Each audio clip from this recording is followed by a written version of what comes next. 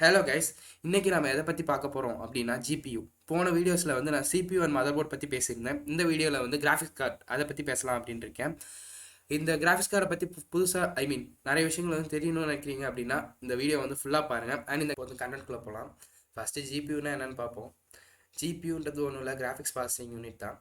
இது எதுக்கு யூஸ் பண்ணுறோம் அப்படின்னா, செகண்ட் இது எதுக்கு அப்படின்னா, இதுவும் ஒரு மைக்ரோ ப்ராசஸர் தான். அதாவது ஒரு சிபியூ அப்படின்னா நீங்கள் உங்களுக்கு என்ன இது பண்ணுமோ அதே மாதிரி ஒரு ஜிபியூ நீங்கள் அசம்ஷன் பண்ணிக்கலாம். ஒரு சிபியூனா என்ன பண்ணும் அப்படின்றது நான் போன வீடியோலேயே வந்து சொன்னேன். இந்த வீடியோவில் வந்து ஜிபியூ என்ன பண்ணும் அப்படின்றத பற்றி பேசுகிறதுனால, ஒரு ஜிபியூ வந்து மோஸ்ட்லி வந்து கிராஃபிக்கலையும் விஷுவல் டேட்டாவையும் ஹேண்டில் பண்ணுறதுக்காக தான் யூஸ் பண்ணுறோம். அது மட்டும் தானே அப்படின்னா இல்லை, நிறைய மேத்தமெட்டிக்கல் கால்குலேஷன் சிம்பிளாக இருக்கிறது அந்த மாதிரி விஷயங்களுக்குலாம் யூஸ் பண்ணலாம். அது மட்டும் இல்லாமல் நிறைய டிமாண்டிங் டாஸ்க், அதாவது நிறைய டாஸ்க் நீங்கள் கொடுக்குறீங்க. அதாவது உதாரணத்துக்கு gaming, video playback, scientific simulation, இந்த மாதிரி விஷயத்துக்குலாம் நிறைய வந்து ப்ராசஸிங் பவர் தேவைப்படும். அந்த நேரத்தில் வந்து நீங்கள் இந்த கிராஃபிக் ப்ராசஸிங் யூனிட், அதாவது ஜிபியூன்றதை வந்து யூஸ் பண்ண முடியும். அது மட்டும் தானா அப்படிலாம் இல்லை, மெஷின் லேர்னிங், டீப் லேர்னிங், இந்த மாதிரி நிறைய விஷயத்துக்கு யூஸ் பண்ணுறோம். அண்ட் ஜிபியூ வந்து எல்லா டாஸ்க்கையும் வந்து சிபியூவோட சீக்கிரமாகவே வந்து இது பண்ணிடும். ஏன்னா பேரல் ப்ராசஸிங், அதாவது நிறைய வேலைகளை வந்து ஒரே நேரத்தில் பார்க்கறதுக்காகவே நம்ம ஜிபி வந்து ஆப்டிமைஸ் பண்ணி வச்சுருக்காங்க. இன்னும் சுருக்கமாக சொல்லணும்னா, அதால் ஒரே வேலைன்னு இல்லை, நிறைய வேலையை ஒரே நேரத்தில் சீக்கிரமாக பண்ண முடியும். அதாவது நீங்கள் ஒரு 10 டாஸ்க் கொடுக்குறீங்கன்னா அந்த 10 டாஸ்க்கையும் சைமல்டேனியஸாக பண்ணி முடிச்சிடும். இதுதான் ஒரு ஜிபியோட பவர். சிபியூ கம்பேர் பண்ணும்போது கோர் கவுண்டை வச்சு தான் வந்து இதெல்லாம் வந்து டிசைட் ஆகுது. இப்போ சிபியூக்கும் ஜிபியூக்கும் உள்ள வித்தியாசத்தை பற்றி நம்ம அடுத்து பார்க்கலாம்.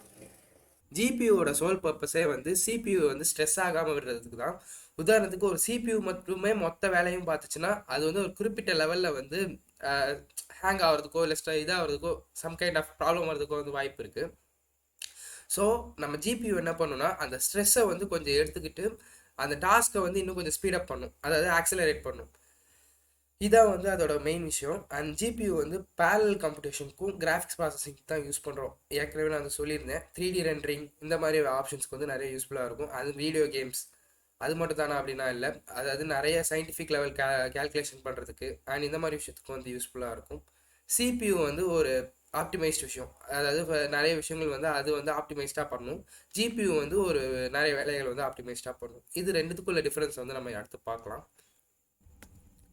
சிபியூ வர்சஸ் ஜிபியூ, அதாவது ரெண்டுமே வந்து ஒரு மைக்ரோ ப்ராசஸர் தான். அதாவது ஒரு வகையான மைக்ரோ ப்ராசஸர்.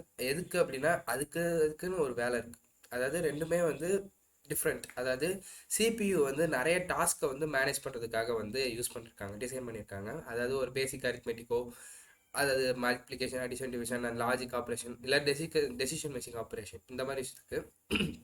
அது மட்டும் இல்லாமல் சிபியூ வந்து எப்பயுமே ஒரு சீக்வன்ஸில் தான் வந்து இது பண்ணும். அதாவது எதுக்குன்னா நிறைய single core performance and single threaded performance, அதாவது ஒரு வேலையை கொடுத்தீங்கன்னா அதை முடிக்கிறதுக்காக சிபியூ வந்து நிறைய யூஸ் பண்ணுவோம்.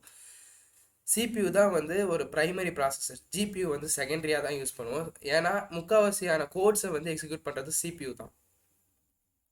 அதே மாதிரி ஜிபியூன்றது வந்து நிறைய கேல்குலேஷன்ஸை வந்து உடனே பெர்ஃபார்ம் பண்ணுறதுக்காக யூஸ் பண்ணுற விஷயம்தான். உதாரணத்துக்கு பேரல் ப்ராசஸிங்க்கு வந்து இதான் வந்து ரொம்ப ஆப்டிமைஸ்டாக வச்சுருப்பாங்க. உதாரணத்துக்கு நிறைய, அதாவது தௌசண்ட்ஸ் ஆஃப் த்ரெட்ஸ், அதாவது நிறைய ப்ராசஸை வந்து ஒரு சிங்கிள் த்ரெட்டில் அதால் முடிக்க முடியும். த்ரெட்னா ஒன்றும் இல்லை, ஒரு ப்ராசஸ் ரன் ஆகிட்டு இருக்குன்னா இதுக்கு வந்து இவ்வளோ த்ரெட் அப்படின்றத வந்து நான் ஏற்கனவே சொல்லியிருக்கேன். ஸோ அந்த த்ரெட்டை வந்து நிறைய இருக்கிறதுனால அதால் ஒரு குறிப்பிட்ட டைம்லேயே வந்து சிபியூவை விட எஃபிஷியண்ட்டாக வந்து பெர்ஃபார்ம் பண்ண முடியும். அதனால நிறைய விஷுவல் அண்ட் கிராஃபிக்கல் டேட்டா இருக்கிற மாதிரியான வீடியோ கேம்ஸ் அண்ட் வீடியோ பிளேபேக்ஸை வந்து இதால் ஈஸியாக வந்து ஹேண்டில் பண்ணிட முடியும். அது மட்டும் தான் அப்படின்னா இல்லை, சயின்டிஃபிக் சிமுலேஷன்ஸு, மெஷின் லேர்னிங் அப்ளிகேஷனு, எதுக்கெலாம் நிறைய வந்து ஹை காம்படிஷனல் பெர்ஃபார்மன்ஸ் வேணுமோ அதுக்கெலாம் இந்த ஜிபியூ வந்து இதாக இருக்கும். அதே நேரம் ஒரு டிஃப்ரென்ஸ் சிபியூக்கும் ஜிபியூக்கும் உள்ள டிஃப்ரென்ஸ் அப்படின்னு பார்த்தீங்கன்னா அதோட டிசைன் பர்பஸும் அதோட ஆர்கிடெக்சரும் தான். ஒரு சிபியூன்றது வந்து ஒரு ஜென்ரல் பர்பஸ் ப்ராசஸர், அதாவது ஒரு சிங்கிள் த்ரெட்டட் பர்ஃபார்மன்ஸை பேஸ் பண்ணி அதை வந்து நம்ம யூஸ் பண்ணுறோம். பட் ஜிபியூன்றது அப்படி இல்லை, ஒரு ஸ்பெஷலைஸ்ட் ப்ராசஸர். எதுக்கு ஆப்டிமைசேஷனாக பேரலல் ப்ராசஸிங். சிங்கிள் டாஸ்க்குனா சிபியூ, மல்டிபிள் டாஸ்க்குனா ஜிபியூ.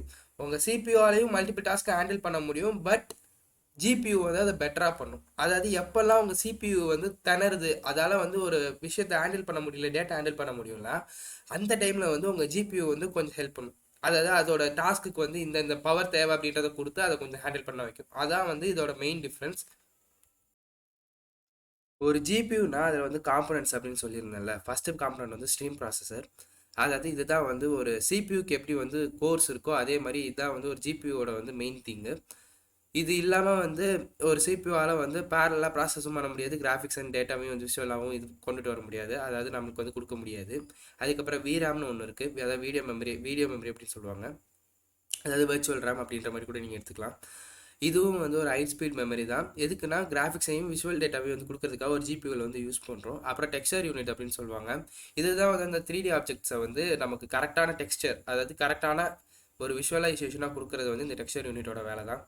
அப்புறம் ராஸ்டரைசேஷன் யூனிட் அப்படின்னு சொல்லுவாங்க, அதாவது 3D டேட்டாவை 2Dயாக பிக்சல்ஸாக மாற்றி கொடுக்கறது வந்து இந்த ராஸ்டரைசேஷன் யூனிட் அப்படின்றது.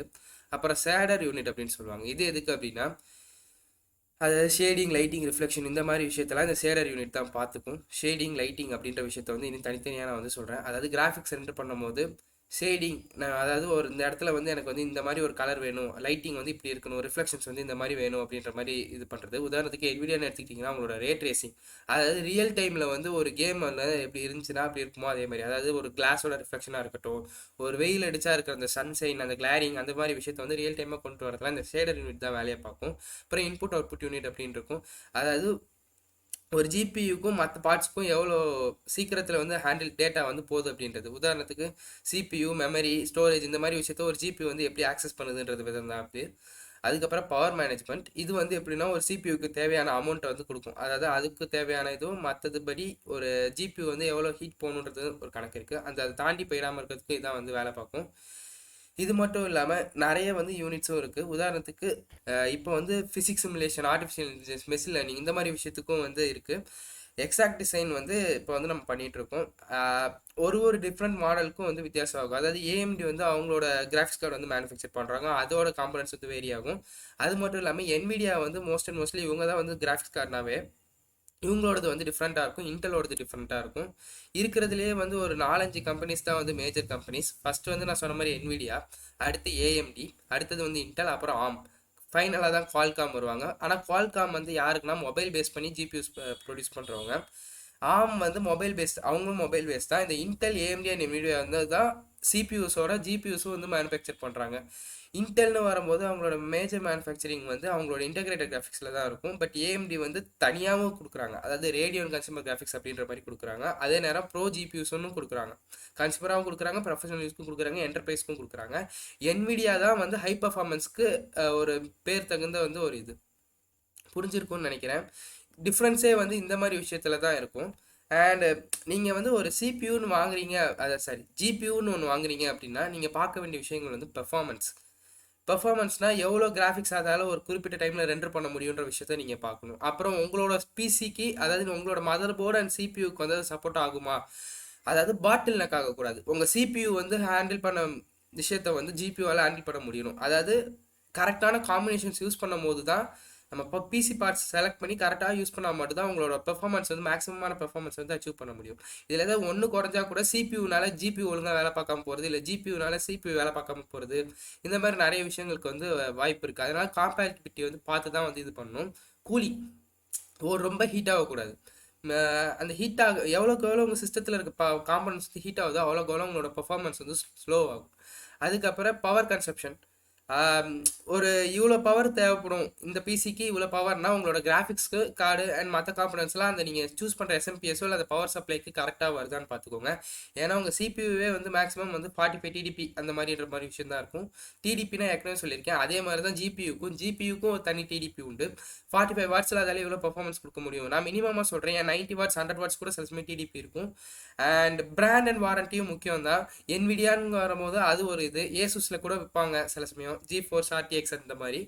அடுத்தது ப்ரைஸ், உங்களோட ப்ரைஸ்க்கு வந்து சூட் ஆகுதான்னு பாருங்கள். அதுக்கப்புறம் ஃபியூச்சர்ஸ்னு வரும்போது உங்களுக்கு லேட்டஸ்ட்டாக தேவைப்படுற ஃபியூச்சர்ஸ், அதாவது கேமிங்காக இருக்கட்டும் இல்லை ஆர்டிஃபிஷியல் இன்டெலிஜென்ஸாக இருக்கட்டும், உங்களோட பர்ஃபார்மன்ஸ் வந்து பூர்த்தி பண்ணுது, அதாவது நீங்கள் கேட்குற விஷயத்தை அது தந்ததுன்னா அது உங்கள் பட்ஜெட்லேயும் வந்தது அண்ட் நான் சொன்ன எல்லா விஷயமும் கவர் ஆச்சுன்னா நீங்கள் அந்த ஜிபி வந்து தாராளமாக வாங்கலாம். அண்ட் அது மட்டும்தான் இல்லைன்னா இது மாதிரி உங்களுக்கு நிறைய ஆப்ஷன்ஸ் கிடைக்கும். மோரோவர் வந்து நான் ஜிபியூ பற்றி சொன்னேன், அதோட பர்பஸ் பற்றி சொன்னேன், அப்புறம் வந்து அதில் என்னென்ன காம்பனன்ட்ஸ் இருக்குன்னு சொன்னேன், யார் மேஜர் மேனுஃபேக்சர் அப்படின்னு சொன்னேன். ஃபைனலாக வந்து ஒரு ஜிபியூ வாங்கணும்னா நீங்கள் என்னென்ன பண்ணணுன்றதையும் சேர்த்து சொல்லியிருக்கேன். இந்த வீடியோ வந்து உங்களுக்கு பிடிச்சிருக்குன்னா லைக் பண்ணுங்கள், ஷேர் பண்ணுங்கள், கமெண்ட் பண்ணுங்கள், சப்ஸ்கிரைப் பண்ணுங்கள். அண்ட் இந்த கண்டென்ட் முடிஞ்சதுக்கு அப்புறம் தான் நான் சொன்ன மாதிரி சைபர் செக்யூரிட்டி வீடியோவும் போடுவேன். இதுக்கு முன்னாடி என்னோட வீடியோஸ்லாம் பார்க்கலன்னா பார்த்துட்டு வந்துருங்க. மோரோவர் வந்து ஒரு 5 வீடியோஸ் அந்த மாதிரி தான் இருக்கும். ஸோ பார்த்துட்டு வந்துருங்க. தேங்க்யூ.